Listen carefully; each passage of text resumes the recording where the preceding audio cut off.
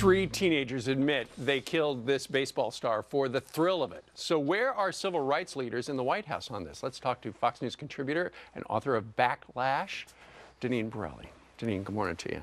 Good morning, Steve. A lot, despite the fact that the White House says they haven't even heard about this, we've all heard about it. And there's a lot of outrage because when you look at what happened, for instance, the last big case down in Florida with Trayvon Martin, you saw Al Sharpton and Jesse Jackson, our president, comment on this. This horrific thing that happened down in Oklahoma on Friday. Nary a word, barely. Nothing. Yeah, my heart goes out to the family of this young man. But this is absolute moral selective outrage. And when you look at the black liberal establishment, President Obama, Jesse Jackson, Al Sharpton, leaders of the NAACP, their message is about victimization. And this incident, as tragic as it is, this incident does not fit into their narrative. So they're going to try to ignore it, pretend it didn't happen. They also try to ignore the black-on-black crime that happens because that highlights the failures of their big government policies in these communities. So are you saying that unless it is helpful to them politically, to Sharpton and Jesse Jackson and the president, yes, it's not helpful to them politically, they're not going to talk about it?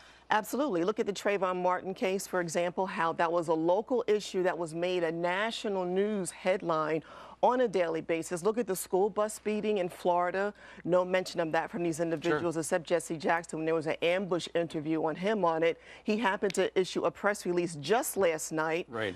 How many phone calls did that take to his office to get that? Good point. I'm glad you brought that up. We talked about where were they yesterday, and then Jesse Jackson, first of all, put out this tweet that angered a lot of people. Praying for the family of Chris Lane. The senseless violence is frowned upon. Frowned upon?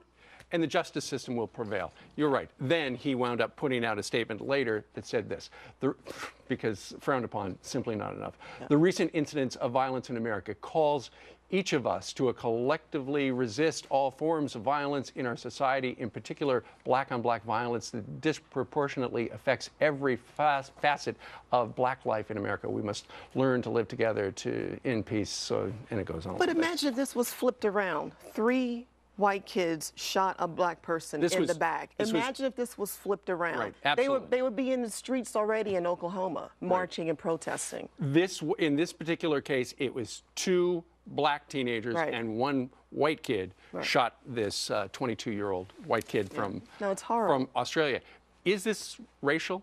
Well, some of the tweets that were, or something on social media from one of the guys, one of the black individuals, had some hate tweets, some racist tweets before and after this event. So this does indicate that this was a racial incident.